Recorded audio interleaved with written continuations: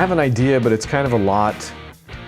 It involves getting up and holding things, big things in front of the camera. So let's start with the easy stuff maybe. New patron here on Ryan Runs, the video, the Ryan Runs YouTube channel. This is that, and it's me. His name is Matt, and I don't know him at all. And it's not maybe even the Matt that you think I'm joking about not knowing right now. Worst kept secret about the Patreon, it's a bunch of family. Which I guess if you join the Patreon, you're family.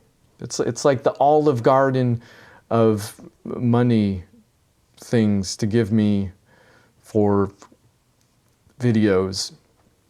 It's a good thing I don't make a rule about never editing, which I always feel like I should, just to force myself to do something in a straight line for once. But all of my patrons are family. And if you are a patron, you become family. There you go. That's the secret. Nobody wants to talk about it, but I'll tell you. I'm a straight shooter. The newest patron, Matt, is my brother. And he's my brother because I'm related to him. And even though I like to think on a deeper level, it's because we're related, that we're brothers. I'm the older brother, can you tell? Again, anybody that's listening to this can, because you're also related to me. But I love you guys. Thank you for the support. Thank you, anybody, for the support. I know, Adam, you're thinking, I'm not technically a fan. Adam's like my Canadian brother from another mother, as far as I know. So you're all family. We're all family. Thanks, Matt. I'm sure I will think of something special to do for this video, because I think I did like funny caption things where your name showed up in the video, and then I made a funny sound or something. So I'll do something like that. Matt has been an ardent supporter of the Daily Drum.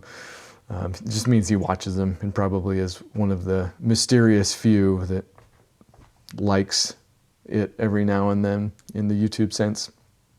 But he is 10 times the drummer I am. So he should do one of these. He should guest star on a Daily Drum, even though it's probably hard to fit actual drum skills into what I do and what I have set up over there. But if anybody can find a way, he can.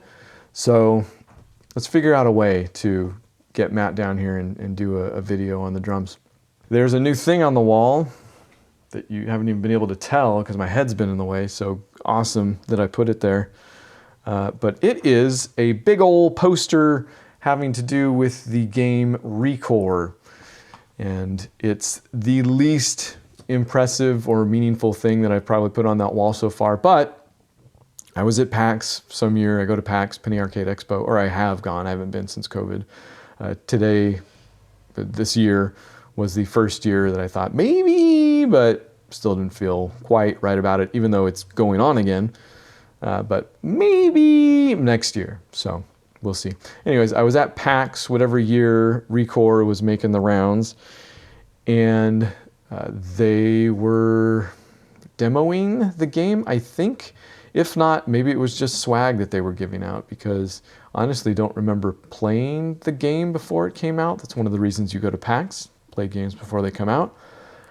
But that, I'm guessing, I don't know, because when it came out, it wasn't finished in probably the best way possible, though. There were literally like entire sections of the game that were cordoned off.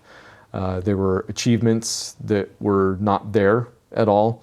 So you could tell they were expecting to release a chunk of downloadable content that maybe finished it up. And sure enough, that's what they did. So if you go and get the game now, it's been patched many times, and one of the final patches included that last little bit of the game with all the extra achievements and the extra. So it's called Recore because you are literally getting different cores that you're putting inside those robots. And I know you can't see, I keep turning my head. I know you can't see the poster, but if you could see the poster, and if I've put it down in the corner like I have for literally every other video, you'll see robots and stuff. So you have like a core that once you put it inside your one robot, he turns into a different type of robot.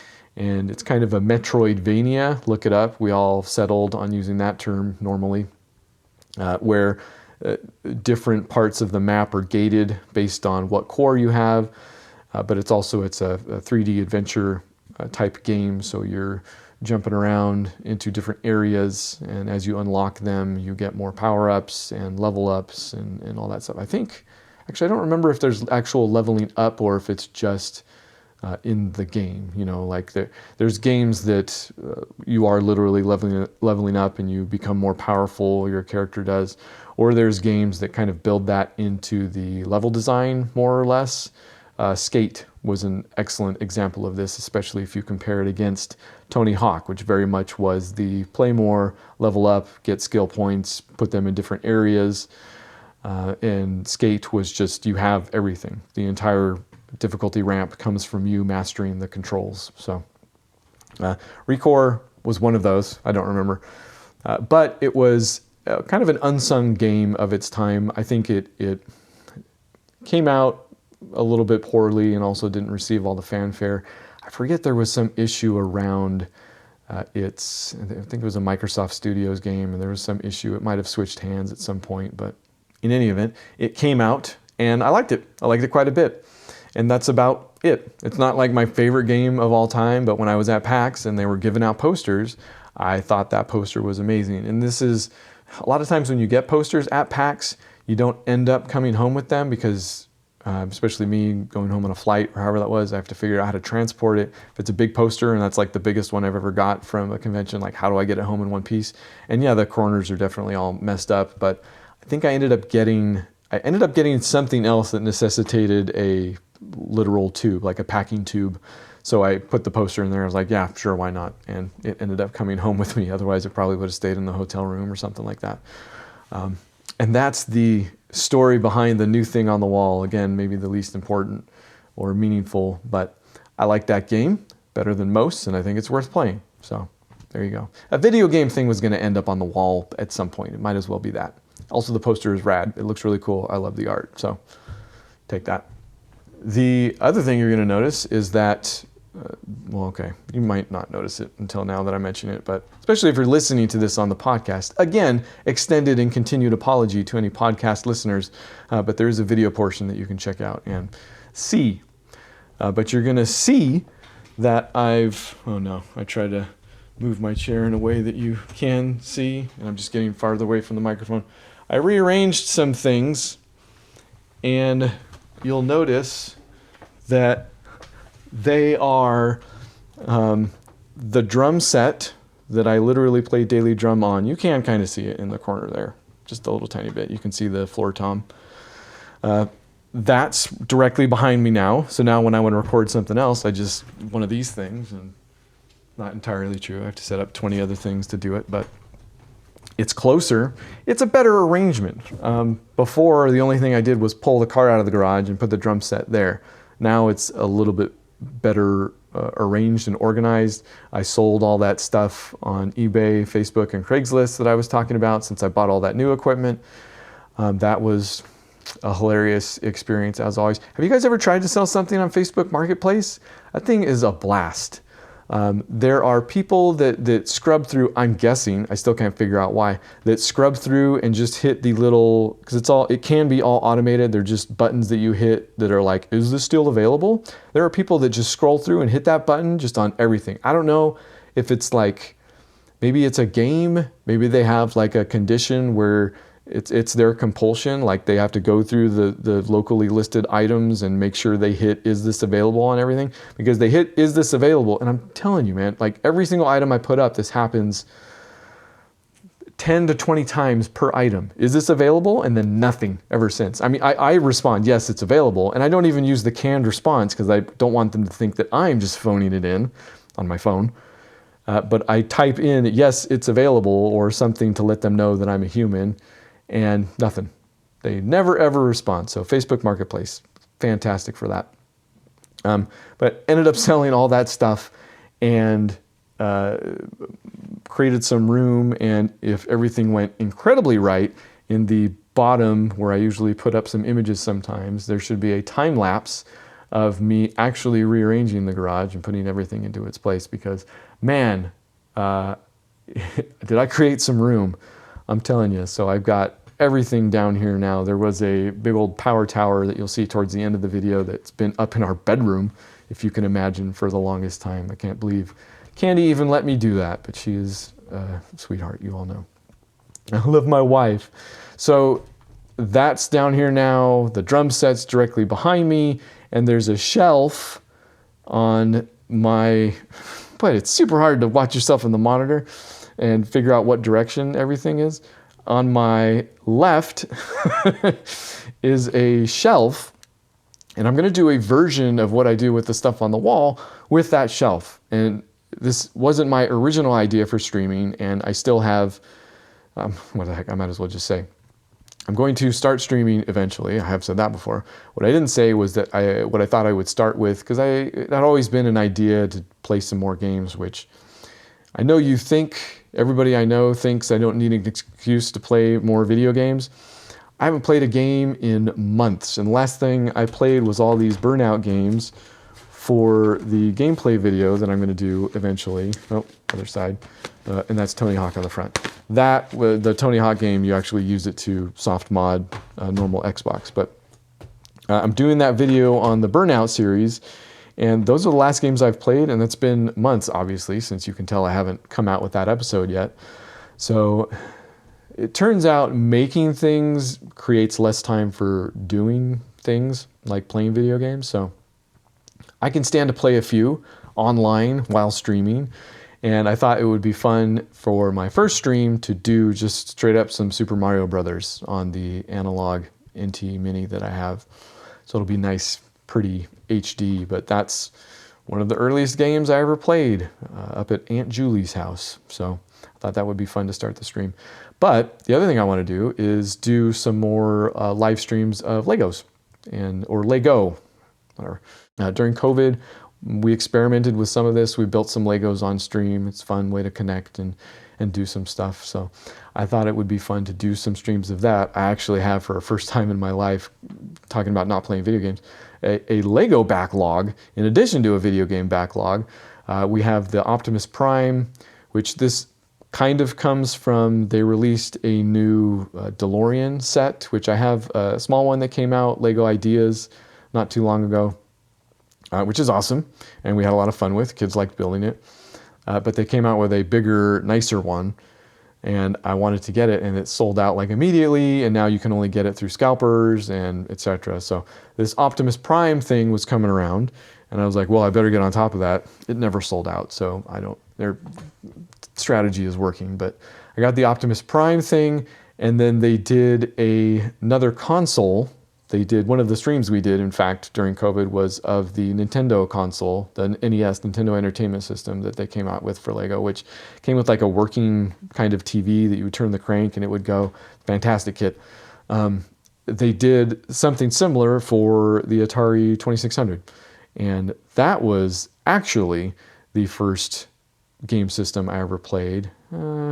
I guess I don't know which one it's the oldest game system I ever played, but around the same time I was playing the Nintendo Entertainment System at my aunt's house, I was playing the Atari 2600 at my grandma's house. And I do actually have her 2600. I inherited it somewhere down the line.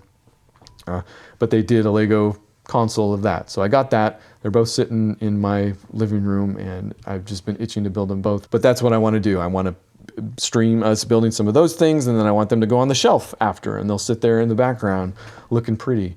And we'll keep doing that. We'll do that with some of the kits I already have, obviously, and they'll just keep hopefully piling up in the background there. So that's on the list, and that's everything if I'm not going to run upstairs and grab those things to shove in front of the camera, which I've already mentioned it, so I feel like I kind of have to. And bonus, haven't spoken about music all that much this episode, so maybe there's still some room. Don't go anywhere.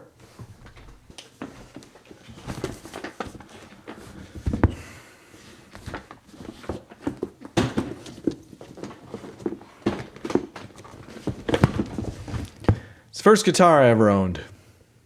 I want to say it was $275 from Owens Music, right, in Lompoc, California.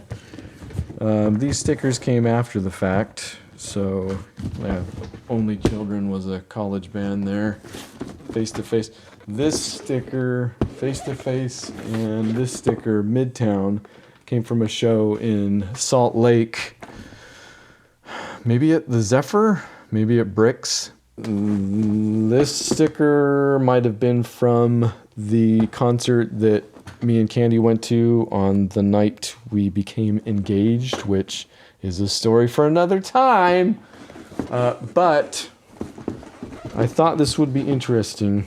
There's a video in my head where I go through I have 5 different guitars from over the years, but where I go through all of them, and then at the end I say, and no, I don't play guitar.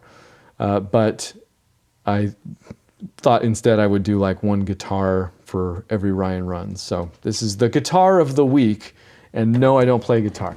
I bought it in high school because that's what you do, and this is probably the worst way to take it out of the package here.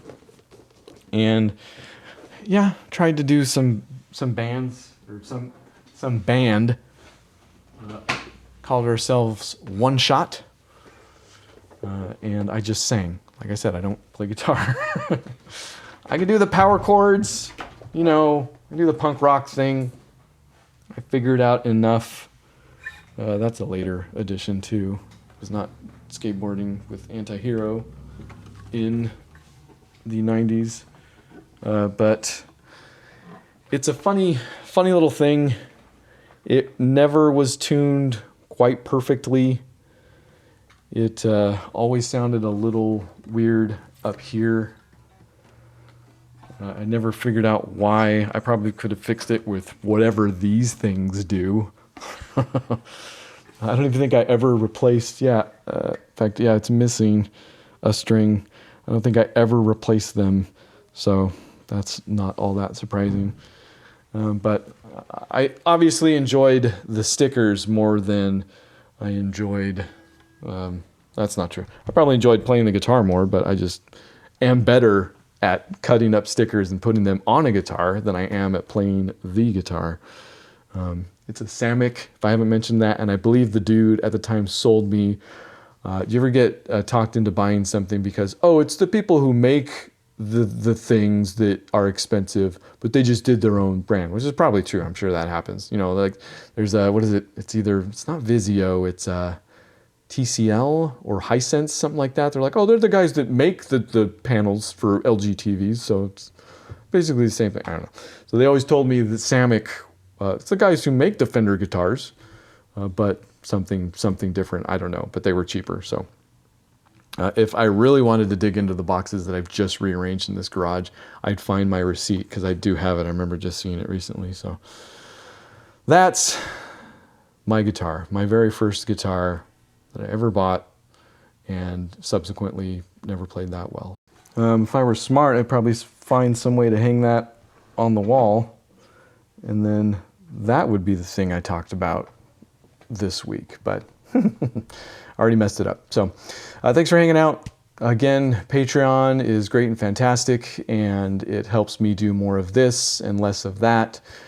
Some things on the horizon. You'll still find me doing the daily drum. If you haven't been reading the descriptions, let me tell you, the kit is currently broken. I'm trying to see, you can't really see in this video, but one of the cymbals started malfunctioning and my kick pad is ripped. So I've sent in for a replacement on one. I'm waiting to hear back on the other. So for now, it's still missing notes for some reason that I don't know. I'm hoping to keep eliminating things that are malfunctioning until it works like it used to. This was bound to happen, wear and tear and all that. So if you go watch the Daily Drum videos and it looks like I'm missing a lot of notes, I'm not really getting any gold stars, that's why. I have tried to make peace with it. It is incredibly frustrating, but for now, I am just making do, because you can't not drum daily for Daily Drum. So just keep that in mind if you're wondering about those. I'm going to do another Let's Play. I think another board game is up. Also in that arena, we'll be doing some video games eventually as well. But I think Splendor is up next. So check that out. The Crokinole and Catan one are already up and out there. And again, hopefully the streaming starts soon. Either way, thank you as always, and forever, goodbye.